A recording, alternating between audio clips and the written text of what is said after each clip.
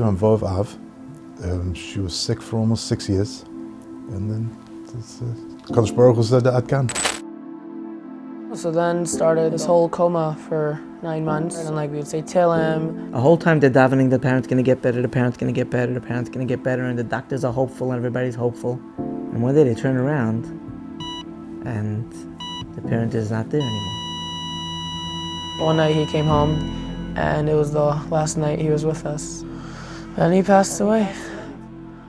The day was very rough. We didn't know what's gonna happen. No one dreamt at that time that it's the last day. Then my mother picked me up Motzei Shabbos and she told me my father was in my car and he was nifter. And this is difficult for an adult. For a child, it's unbearable. So I cried, hugged it out. My whole family came. Right after he passed away, it was 2 weeks before my Nechas Tefillin, and I decided that I wanted to have my Nechas Tefillin with him in the hospital. So that was the first time I put on Tefillin.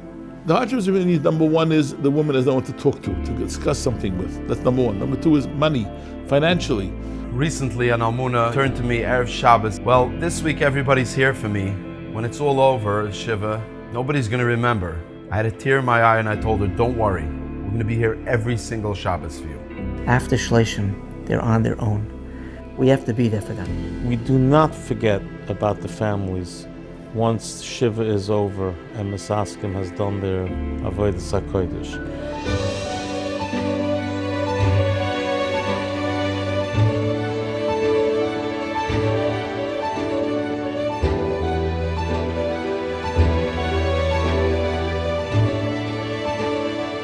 When you go into the Levi, as a parent, the last thing that was on my mind was, what am I giving my kids for breakfast this morning? And to have somebody out there who cares, it's tremendous chesed. A young child, they don't sit Shiva. Their friends come over and they play. They need something to do. It reminds you that there's people out there who still love you. I did a delivery for a family that lost a father. Whole package with toys. Goes by a day, I'm getting a phone call from the kid. 1:45 in the morning, we got a phone call from an almana traveling back from a chassan in New York. It was far from Lakewood, far from Staten Island, from the closest Chavarim.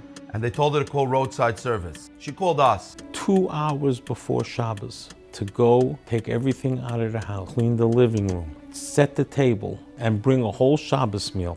This is Misaskim for you. Unbelievable. Look at that.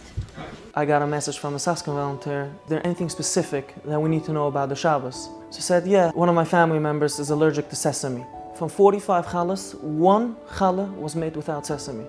Yedid is remembering the almana throughout the year, all important occasions, be it Purim Suda, be it Pesach. They're there, they're an address for the almana.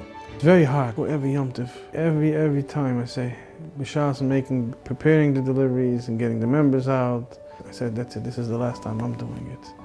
But then when I go up and do the deliveries and I see this smile on the face. We usually have a fun time. One person opens the box and then we take turns taking things out to see what's inside. You have something to look forward to.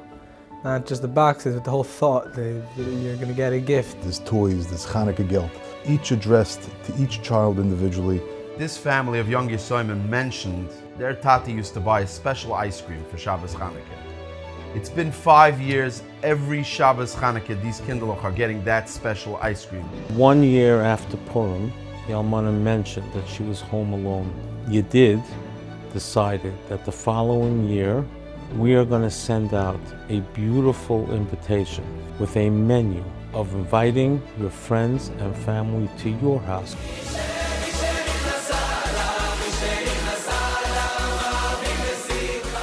They get a 5-star meal delivered to the house a day before Yom Tov. Last year, we gave out almost 6,800 meals. Yankee Maya, in his infancy, what a special person. I knew him really well for many, many years. Verstanden, we got to put their minds at ease. There was never a time Yankee was able to say no to almuna or yesomim. He himself was there, schlepping chairs. It's brought down that if one of the shutfim is no longer here, HaKadosh Baruch Hu takes on 2/3 of the shutfis. The project you did and the volunteers, those are HaKadosh Baruch Hu's shluchim in the Welt for HaKadosh Baruch Hu's 2/3 of the shutfis. Which each almana knows there's an organization called Yedid that's going to take care of you. If you have a tzara, you're not alone in the world. That's what Yedid is doing, what Yankee Maya wanted to happen, what is happening right now.